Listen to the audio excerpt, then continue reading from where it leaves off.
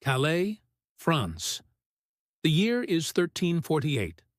A ball is underway at the royal court, torches burning, musicians playing, English and French nobility mixing uneasily in the wake of a brutal war. A noblewoman is dancing. Her garter, the strip of fabric holding up her stocking, slips loose and falls to the floor. Snickers ripple through the room. King Edward III of England steps forward, picks up the garter, and ties it around his own leg. He turns to the room and says, in French, "Honi soit qui mal y pense." Shame on whoever thinks evil of it. Within months, Edward founds a new order of knighthood built around that discarded strap of cloth. He calls it the Order of the Garter. It is still active today, nearly 700 years later. It is the oldest order of chivalry in the world. It remains the highest honor the British monarch can bestow. Its motto, spoken over an embarrassing wardrobe malfunction, still encircles the royal coat of arms of the United Kingdom. A fallen strap of fabric became a knighthood, a national symbol, and a piece of royal heraldry that still exists. That story has been told for centuries. Almost every historian who studies it agrees on one thing. It is probably not true. The woman is sometimes named as Joan, Countess of Salisbury, but even that identification is disputed. No contemporary record actually describes the event. It shows up decades later, as gossip repeated by chroniclers who liked a good story. But strip the legend away, and one fact remains standing. Garters were not invented in 1348. They were already old by then. To find where they actually came from, we have to go back further, to a much less glamorous problem. How do you keep a stocking from falling down? By the 12th century, fitted hose had become common legwear across medieval Europe. Hose had no elastic. They had no way to cling to the leg on their own. So people tied a band of fabric or leather just below or above the knee to hold them up. That band was the garter. The word itself comes from the Old French gartier, which traces back to garret, meaning the bend of the knee. Here is the first genuinely surprising fact. Garters were not a women's item at all in this period. Men and women both wore them, and for centuries, garters were essentially unisex. A knight, a farmer, a noblewoman, and a merchant's wife might all be wearing some version of the same simple leg tie. That single fact undercuts most of what people assume about the object today. But something interesting had already started happening to this humble strip of cloth. Even before Edward III's legendary ball, a plain garter could apparently be turned into a mark of status literally overnight. That tension between garter as ordinary necessity and garter as elevated symbol is going to keep resurfacing throughout this story. Watch for it. By the Elizabethan era, garters had become something to show off. Wealthy men wore them tied below the knee in bright silk, finished with elaborate rosettes, meant to be seen below their hose. Shakespeare even used garters as a punchline. In Twelfth Night, the character Malvolio is tricked into wearing yellow stockings with cross-gartered ribbons, believing it will win him love, and instead making him look ridiculous in front of the whole household. The joke only works because Elizabethan audiences immediately recognized loud, showy garters as a real fashion trend, one already ripe for mockery. Practical necessity had become a peacocking display, but the story does not stay in the open for long. Through the 17th and 18th centuries, garters shifted into something more intimate. They were often given as love tokens between courting couples, sometimes embroidered with names, dates, or private jokes, meant only for the two people who knew what they meant. Before elastic existed, some garters even had thin metal springs coiled inside the fabric, giving them just enough stretch to grip the leg without a buckle. It is a strange image, a Georgian-era lady's stocking held up by literal machinery, hidden inside embroidered silk. Nobody thought that was strange at the time. What happened next is the part most people never learn. As the Victorian era arrived, modesty culture reshaped nearly every layer of women's clothing, and the garter went from a displayed accessory to a hidden one, buried under petticoats and skirts, where no one but the wearer would ever see it. Men's garters, meanwhile, split off entirely, shrinking down into small elastic bands used just to hold up socks, a completely different, unglamorous object. From that point on, in the popular imagination, the garter became coded as strictly feminine. The same object had gone from unisex to flamboyant male fashion to a private and faintly scandalous item hidden under a woman's dress. That is the pattern again. Status one century, secrecy the next. Around this same period, a real technological shift was underway. Vulcanized rubber, developed by Charles Goodyear in the 1840s, eventually made stretchable elastic threads possible. By the late 19th century, garters started incorporating early elastic instead of buckles or metal coils. It sounds minor. It was not. Elastic is the single invention that made everything that followed possible. From the garter belt to the pantyhose that would eventually make garters themselves nearly obsolete. If you enjoy the kind of history hiding inside the objects you use every day, this is a good moment to subscribe because there is more of it coming. In the early 1900s, a new invention split off from the old leg-tied garter entirely. Corsetiers, mostly working in Paris, began attaching elastic straps with metal clips to the bottom of the corset itself, letting the stocking hang from the waist instead of being tied around the thigh. This was the garter belt, sometimes called a suspender belt. It solved a real problem. Thigh-tied garters could slip, twist, or cut off circulation during normal movement. A waist-anchored strap fixed all of that. Here is where the story takes its darkest turn, and it has nothing to do with the garter belt. It involves the wedding garter, and its origins are considerably less romantic than modern bridal boutiques suggest.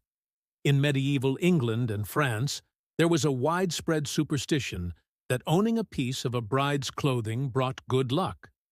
Wedding guests would try to tear pieces off the bride's gown to keep for themselves. Some historical accounts describe an even more uncomfortable custom. Crowds of guests following the newlyweds to the marriage bed after the ceremony, sometimes to confirm the marriage had been consummated, with the groom occasionally expected to produce a garter as evidence the following morning. Historians are not fully agreed on how universal this practice was, and some details are debated, but the underlying superstition about the bride's clothing and the crowding are well documented across multiple accounts. To protect the bride and her dress, guests eventually settled for something smaller. A stocking, and later a garter, could be thrown to the crowd instead of ripped from the bride's body. That is the real, uncomfortable root of the modern garter toss, a tradition now treated as light-hearted wedding fun. By the 1700s, this had calmed into a game called Fling the Stocking, where guests would remove stockings from the bride and groom and throw them over their shoulders, hoping to land one on the couple for good luck. It is a strange thing to realize. The next time you see a groom fish a lace garter out from under a wedding dress on a dance floor. The tradition survived by getting gentler with every generation, not by staying the same. The 1920s changed the garter again, and fast.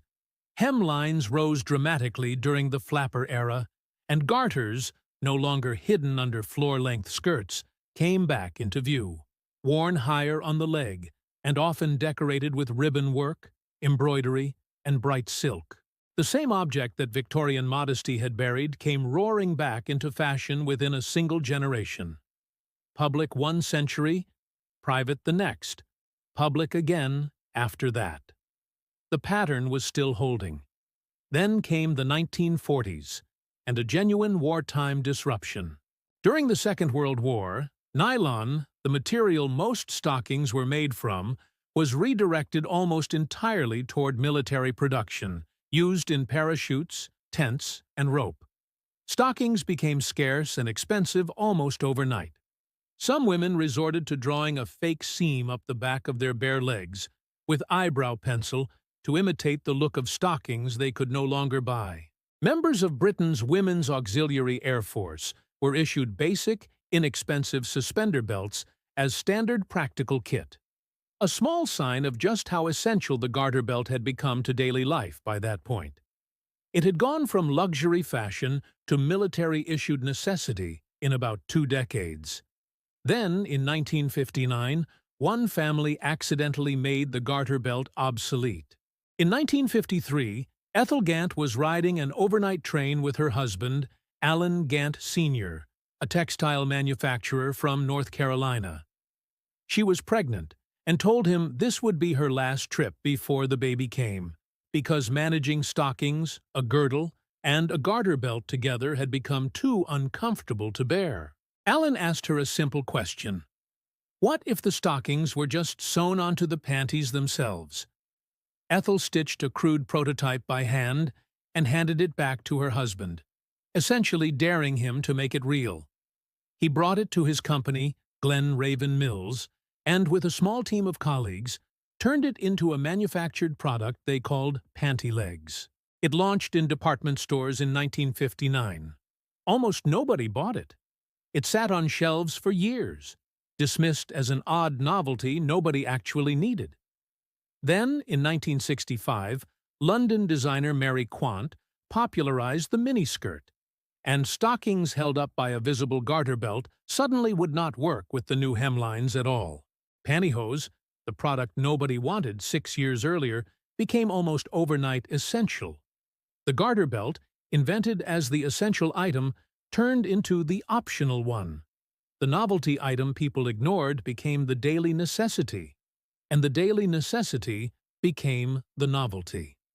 That reversal is exactly the same shape the Garters story keeps taking, just running in the opposite direction this time. So, where does that leave the garter today? For most people now, a garter belt is not a practical necessity at all. It survives mainly as lingerie, worn for style rather than function, and as a ceremonial piece at weddings, tossed to a crowd of guests who mostly have no idea their laughing tradition descends from crowds once trying to tear pieces off a bride's dress by force. The word itself outlived the object's original purpose in smaller ways, too.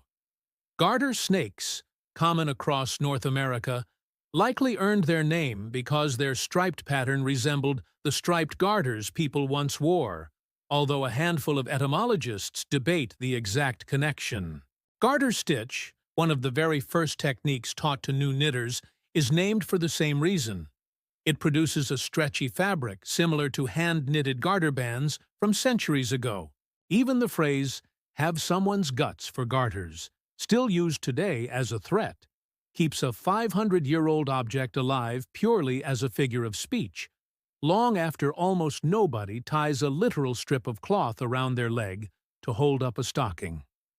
Which brings us back to that ballroom in Calais in 1348. Historians still cannot confirm whether Edward III really did bend down and tie a stranger's garter around his own leg in front of a room full of snickering nobles. But whether or not that particular scene happened exactly as described, it captures something true about the object at its center. A garter has spent 7 centuries swinging back and forth between the mundane and the meaningful, between something you would not think twice about and something loaded with status, sexuality, superstition, or shame. Does knowing that change how you see a wedding garter tossed the next time you're at a reception? This is not an isolated story either. Plenty of what we now treat as ancient, unbroken tradition, from the white wedding dress popularized largely in the 19th century to the modern diamond engagement ring, turns out to be a relatively recent invention dressed up in the language of timeless custom. The garter is simply one of the oldest and strangest examples of that pattern still hiding in plain sight, or rather, out of sight, under a dress. If this kind of hidden history is your thing, subscribe for more of it. And in the comments, tell us what part of this surprised you most, or which everyday object you want us to dig into next.